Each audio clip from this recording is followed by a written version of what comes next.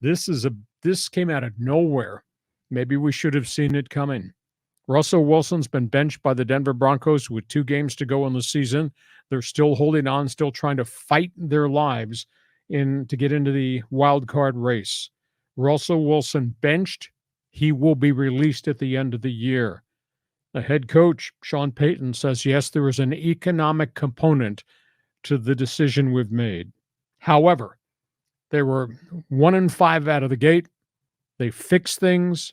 Russell Wilson played really well, but now they've collapsed again. They've lost 3 of their last 4. Last 4 games, Russell Wilson, 6 touchdowns, 5 turnovers, only 61% completion rate.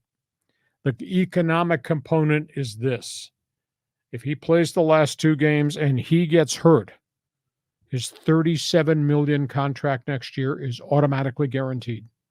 And if he's on the roster next year, the $38 million the following year is guaranteed. Incredible.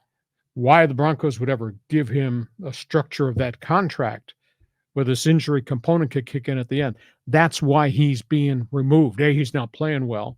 But B, if he gets hurt, and all these other quarterbacks in the league have gotten hurt, if he gets hurt, now you're on the hook for that money for next year. It's already locked in. And the minute he's on the roster next year, the following year gets locked in. Union investigated. Now the insinuations are the Broncos went to Russell Wilson in the middle of the season after the lousy 1-5 start and said, we want you to drop the injury clause in the contract. And he said no. So he held them to what they offered him. So that's the whole situation. They release him at the end of the year. They're going to take an $89 million cap hit. Jeez. $89 million. That'll be divided over 2 seasons.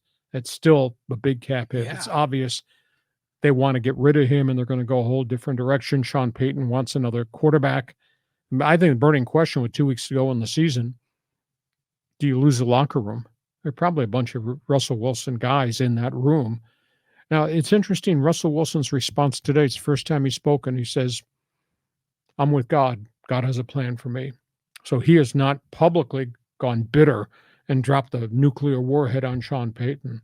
He says there is a plan, which means he's going to play somewhere next year, maybe at a different lower price. And with the union leaking out the information, and the Broncos tried to change the injury clause in the contract. Here's a sidebar story. So you're the general manager, George Paton in Denver. You made the trade with Seattle to get him.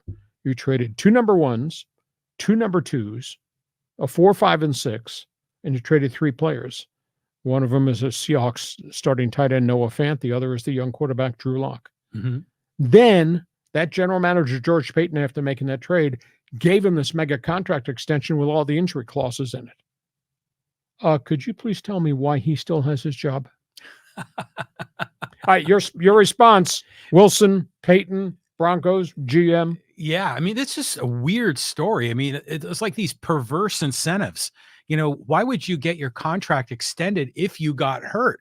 Usually it's the other way around. But I questioned the whole thing when Russell Wilson went there in the first place, because he seemed to be on the decline in his career in Seattle. And sure, they wanted a stable quarterback, but this whole thing isn't working at all. It's funny though how this has been such a soap opera season for the Broncos.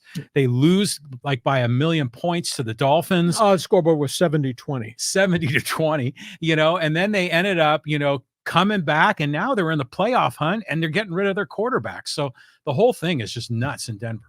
So it was bad.